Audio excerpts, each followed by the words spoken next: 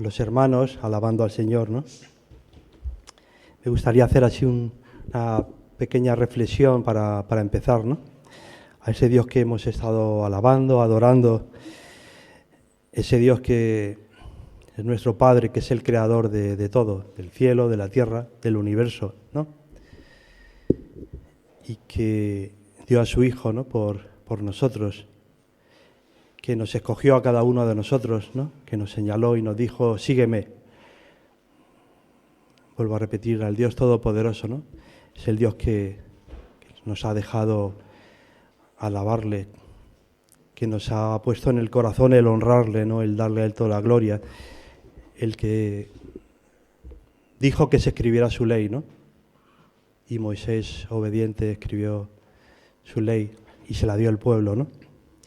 Ese Dios es el que está con nosotros, el que ha escrito su palabra por medio de sus siervos. Y me gustaría leer en Marcos 3, que nos queda 2, 23, 28.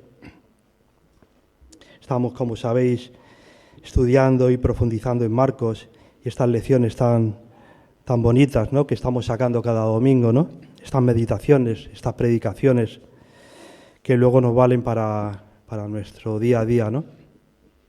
Gracias a Dios porque Él nos dio su palabra, ¿no? Inspiró a tantas personas de unos niveles, de otros, trabajadores normales, reyes. Inspiró a cada uno de ellos para que por medio de su espíritu nos trajera esta palabra, ¿no? Y ese Dios Todopoderoso es el que hoy está aquí paseando, como vamos a ver con sus discípulos en este pasaje, un pasaje tan bonito, ¿no? Marcos 2, 23, 28, y empiezo leyéndolo. Dice, aconteció que al pasar él por los sembrados, un día de reposo, sus discípulos, andando, comenzaron a arrancar espigas. Entonces los fariseos le dijeron, mira, ¿por qué hacen en el día de reposo lo que no es lícito? Pero él les dijo, ¿nunca leísteis lo que hizo David cuando tuvo necesidad y sintió hambre, y él y los que con él estaban, como entró en la casa de Dios, siendo Abiatar sumo sacerdote, y comió los panes de la proposición, de los cuales no es lícito comer sino a los sacerdotes, y aún dio a los que con él estaban? También les dijo, el día de reposo fue hecho por causa del hombre, y no el hombre por causa del día de reposo. Por tanto, el Hijo del Hombre es Señor aún del día de reposo. Qué pasaje tan bonito, tan significativo. Ese Señor que hizo la ley, que dio la ley a su pueblo, que nos ha dado su palabra, a su pueblo, les dice a esta gente que le pregunta, a estos fariseos religiosos, que el día de reposo no es mayor que el hombre, ¿no? Qué bonito es saber que el Señor nos creó para honrarle y porque nos amaba, ¿no? Somos más importantes que el día de reposo, ¿no? Aquí nos encontramos con varias cuestiones sobre los discípulos, sobre el día de reposo, lo que nos dice la ley sobre el día de reposo, la interpretación de los fariseos en este momento y la respuesta de Jesús a los fariseos. Muy bien, pues sobre los discípulos podemos ver en el mismo texto en Mateo 12:1, he buscado el texto paralelo y da algún detalle más, ¿no? Que es importante. Mateo 12:1 dice, en aquel tiempo iba Jesús por los sembrados en un día de reposo y sus discípulos tuvieron hambre. Esto es lo que es distinto un texto del otro, ¿no? Aquí nos detalla que los discípulos tuvieron hambre y comenzaron a arrancar espigas y a comer. Por ese motivo, que en Marcos no nos lo dice, no nos lo detalla, los discípulos empezaron a coger espigas, ¿no? A coger espigas para comer.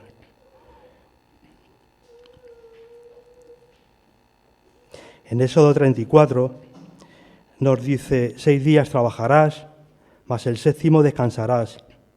Aún en el tiempo de arar y de segar descansarás. ¿Qué vemos aquí? Es un mandamiento claro y conciso. Aún en el tiempo de arar y de segar descansarás. Pero claro, los discípulos aquí, ¿cuál es la diferencia que vemos? No estaban arando ni segando, no estaban segando, estaban arrancando espigas para comer. Por pura necesidad.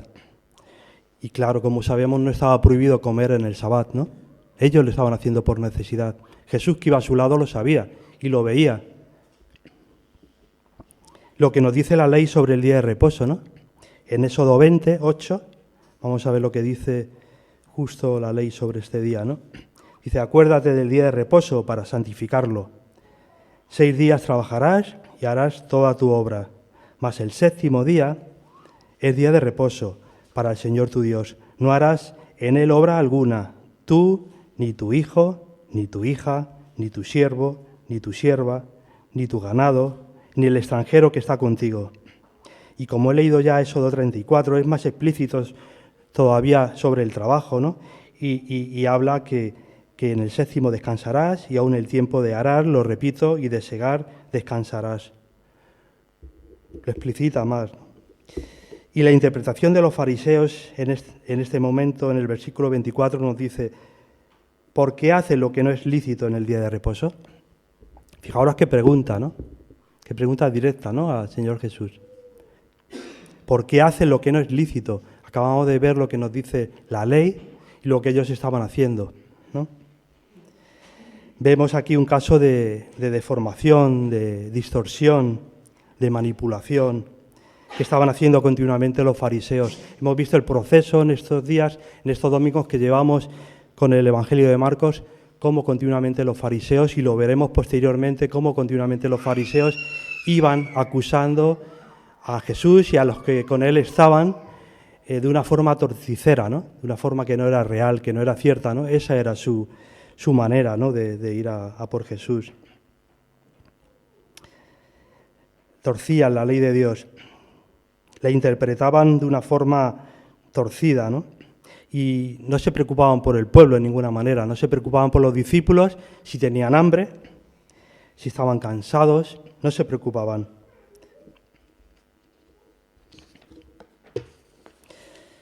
Vemos que se comportaban de una forma legalista, ¿no?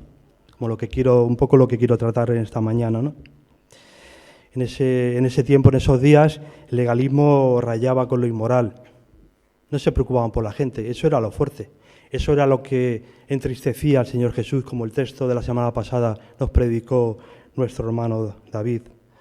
Jesús se entristeció, se enojó, pero se entristeció, porque veía lo que había en su corazón, veía que de ninguna forma estaban argumentando la palabra de Dios, sino de una forma torticera la estaban torciendo y yendo a por el Señor Jesús, ¿no? Y rayaba con lo inmoral. Lo que nos narra el Evangelio en este punto es que el recoger espigas es un acto de pura necesidad. Tuvieron hambre, ¿no? Tuvieron hambre, ¿no? Y para los fariseos era una acción de pecado, fijaros. Un momento donde unas personas, en este caso los discípulos de Jesús, tienen hambre y se ponen a arrancar espigas para comer. No se sabe el tiempo que llevaban andando con el Señor Jesús. El caso es que tenían hambre, llevarían bastante tiempo. Y les acusan y le dicen, están pecando aquí tus discípulos porque la ley dice, no, estaban torciendo la ley, lo que la ley les decía, ¿no? Manipulando las Escrituras y ningún tipo de sensibilidad hacia el prójimo, hacia los discípulos, ¿no? Muy bien, pero vemos la respuesta de Jesús a los fariseos. Y es curioso lo que les dice. Dice, nunca habéis leído. Fijaros, lo está diciendo a los fariseos, ¿no? Los intérpretes también de la ley, ¿no? Que en teoría pues tenían que leer toda la ley. Se la tendrían incluso hasta que saber. Ellos eran los que interpretaban la ley. Y el Señor Jesús les dice, nunca habéis leído. Y les narra un texto, un pasaje. Lo que David hizo cuando tuvo necesidad y sintió hambre. Nunca indagaron lo que pasó en ese momento. Se tendrían que saber la ley de pe a pa. Y tendrían que saber lo que pasó también aquí, en este caso, con el rey David. Y la misericordia que Dios tuvo ahí en ese momento, ¿no? Pero le dice, nunca habéis leído Es curioso. Les estaba a los intérpretes de la ley, a los que se tenían que saber la ley y su palabra, les estaba diciendo, ¿nunca habéis leído o qué? ¿Qué estáis haciendo? Al legalista no le preocupa la verdad, cree su propia verdad y se cree sus propias mentiras. A los fariseos en este acto no le preocupaban ni lo más mínimo los discípulos. Ya te digo, si habían comido o no, si estaban cansados, cuánto tiempo llevaban con el Señor Jesús, no le preocupaban.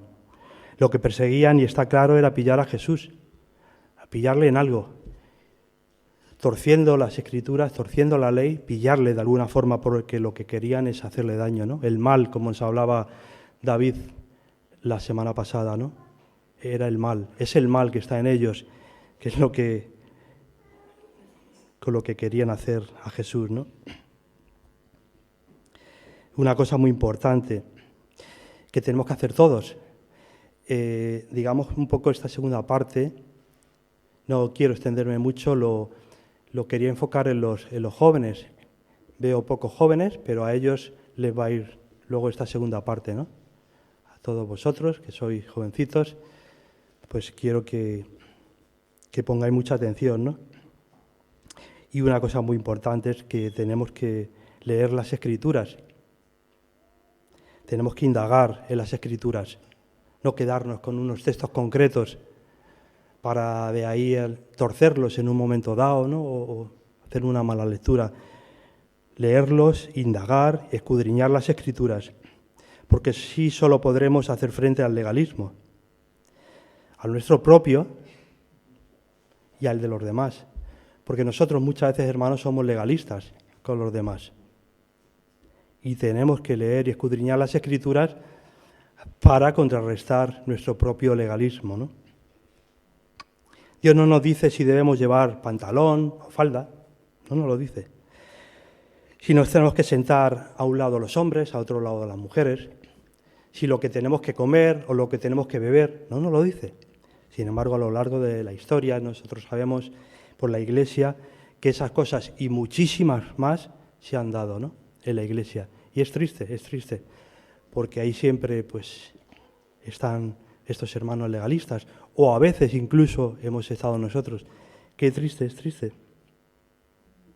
Pero Dios no nos dice nada de eso.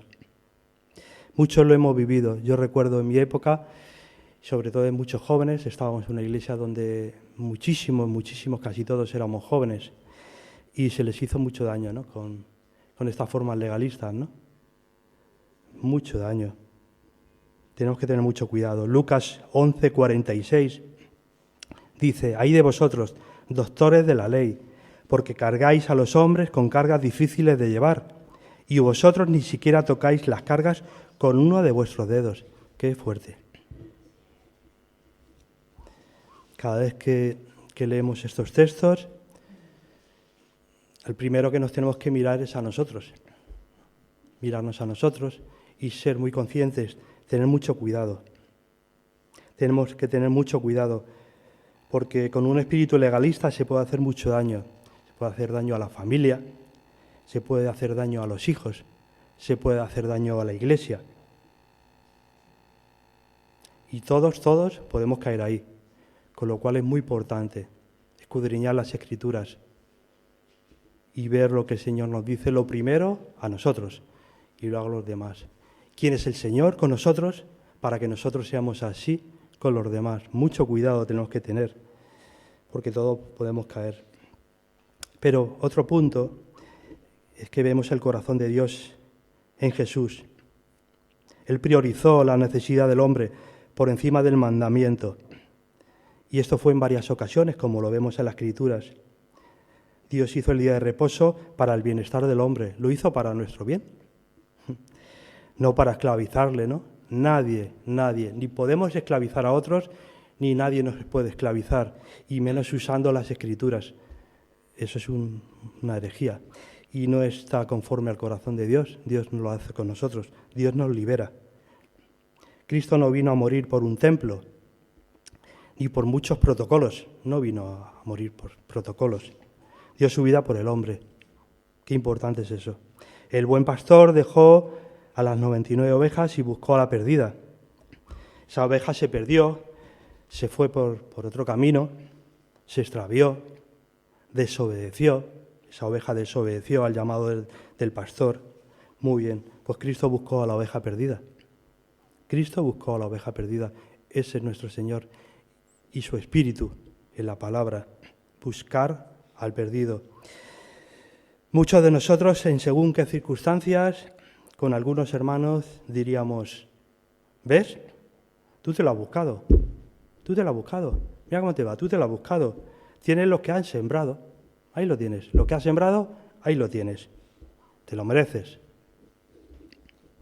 Qué fuerte esas palabras. Pero a veces nos puede pasar, nos pasa y nos puede pasar. Que Dios nos libre, ¿no?, de ese espíritu. Que Dios nos libre.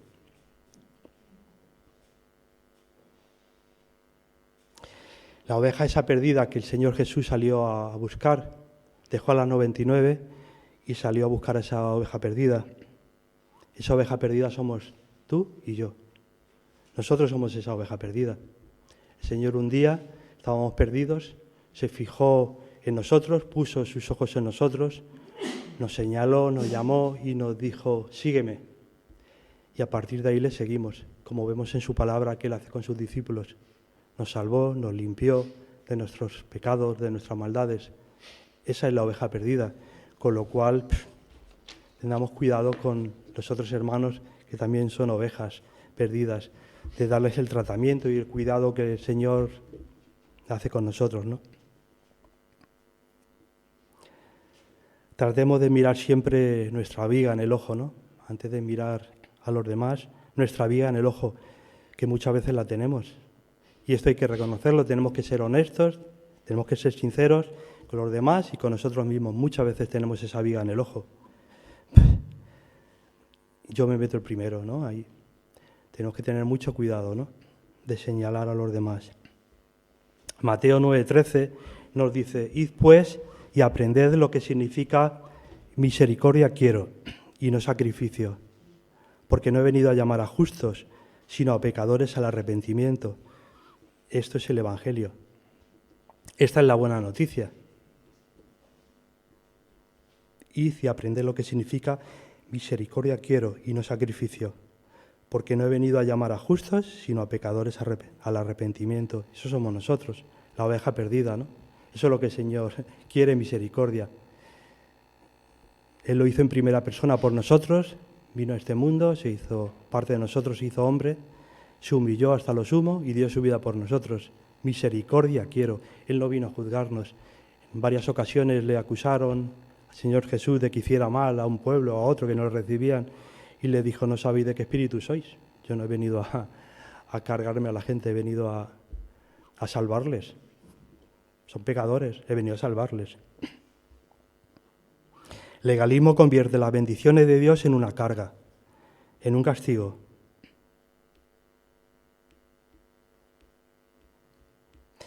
Esas cargas de ese legalismo que interpretan la palabra de esa forma tan rígida, distorsionada, y no vemos el amor. ¿Dónde está el amor? ¿Dónde está la gracia, no? Ese amor que el Señor ha tenido con nosotros, esa gracia que el Señor ha tenido con nosotros, ¿dónde está, no? En esos procedimientos, en esos espíritus legalistas hacia los demás. Vuelvo a repetir, nos tenemos que señalar cuando vayamos a señalar a alguien, nos señalamos a nosotros. Y de ahí vendrá la misericordia. Cuanto más nos conozcamos a nosotros mismos, cuanto más conozcamos cómo el Señor tiene su gracia y su misericordia y nos perdona cada día, cada momento de nuestras faltas, de nuestros propios pecados, no vamos a señalar así, vamos a señalar así y vamos a señalar así y vamos a dar gracias a Dios por lo que está haciendo en nuestra vida. Bien, pues hay otra cosa muy importante. Antes he señalado una y ahora señalo otra. Y es que descubrimos que ese Señor, que ha tenido esa gracia y misericordia con nosotros, ama también profundamente a los legalistas, los ama profundamente. De hecho, nos ama a nosotros y dio su vida por nosotros, pero ama a esos legalistas, que a veces podemos pecar también en señalarles a ellos. Es que eres un legalista, es que... Muy bien, el Señor Jesús ama a esos legalistas profundamente también, profundamente. De hecho, dio su vida por ellos. Mucho cuidado también con inclusive señalar según de qué forma a estos hermanos, porque necesitan la gracia y la misericordia de Dios también para salir de ahí, ¿no? Para salir de ese momento. Hay una canción de Stevie Green, muchos lo conocéis, un cantante cristiano, ¿no? Que decía: todos tienen que saber del amor de Dios, que los momentos difíciles y los momentos de temor, su refugio está ahí, ¿no? Todos tenemos que saber del amor de Dios, que en esos momentos tan duros y difíciles que vivimos no haya nadie que nos señale, sino todos tenemos que saber que Él nos da refugio, ¿no?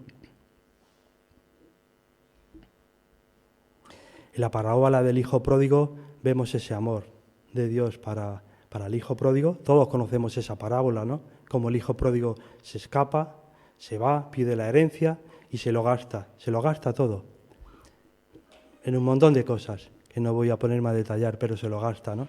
Y acaba fatal, acaba con unos cerdos queriendo comer lo que le echaban a los cerdos, las algarrobas. Qué fuerte. Pero vemos que cuando viene, vemos que el padre estaba siempre esperando en la puerta, esperando a ver si venía ese hijo pródigo, ¿no? Con amor, y vemos cómo le recibe, cómo le pone anillos, cómo le pone los mejores vestidos y cómo mata el becerro más gordo, ¿no? Y hace fiesta. Y en el otro lado, ¿qué vemos? Al hermano mayor. Al hermano mayor que bajo ningún concepto acepta lo que había pasado con su hermano. Y empieza a señalarle, ¿no? Y que resulta que se va con la herencia, se lo gasta todo y ahora viene aquí. Y después de que viene aquí y se lo ha gastado todo, le recibes. ¿Cómo lo recibes? Le pones un anillo, los mejores vestidos y le matas un becerro gordo y hace fiesta. No estoy de acuerdo. Ese es el hermano mayor. ¿Esto qué es? Esto es injusto. Digamos que ese es el hermano mayor, el religioso, el legalista. No, esto es así. Muy bien, pues aquí es donde vemos el corazón de Dios, ¿no? Como en el texto del hijo pródigo vemos como el padre sale de la fiesta, va a buscar al hijo mayor que estaba rebotado, que no quería saber nada de esa fiesta, ni de ese hermano, ni de su padre que le había hecho el bien a ese hermano. Ese padre sale de la fiesta, busca a ese hijo, digamos legalista, religioso, y le dice: hijo mío, ¿no? No le rechaza, no le dice: ¿qué estás haciendo? Dice: hijo mío, este hijo tuyo, este hermano tuyo estaba perdido y se ha salvado. Entra a la fiesta. Pues eso es lo que el Espíritu del Padre nos tiene que decir en esta mañana, ¿no? Que ama tanto a un pecador como a otro, a un perdido como a otro, porque el hijo menor estaba perdido, pero el hijo mayor estaba más perdido todavía, porque no era capaz de ver la gracia de su padre, no era capaz de ver la misericordia de su padre hacia ese hermano que se había perdido, estaba más perdido todavía. Muy bien, pues a ese que estaba más perdido todavía, Dios le dijo: hijo mío, le llamó hijo mío, tú eres mi hijo, entra para adentro.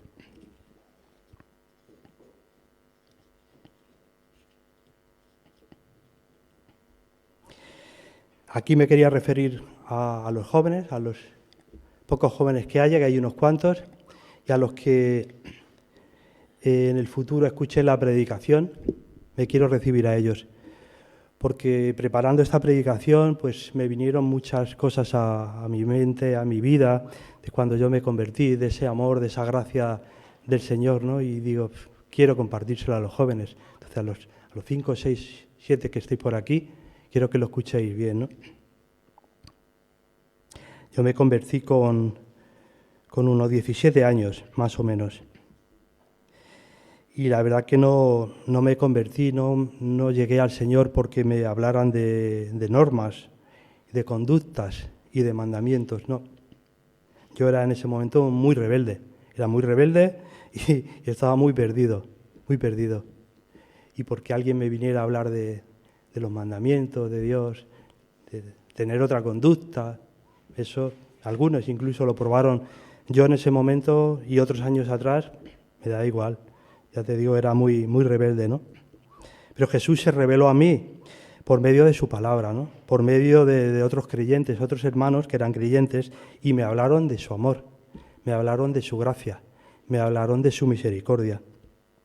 Y me dijeron que Él dio su vida por mí, por mis pecados, por mis rebeldías. En ese punto en donde estaba de rebeldía contra mis padres, contra la gente, contra un montón de amigos, contra la sociedad. Estaba en un momento de rebeldía que vamos, que no quería saber nada de nadie. Pues me dijeron que Él había muerto también por esas rebeldías.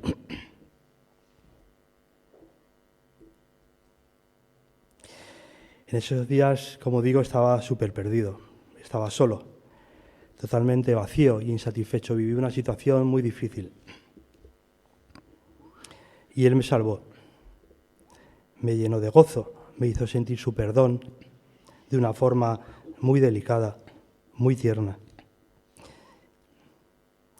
Leyendo su palabra, se me caían hasta las lágrimas.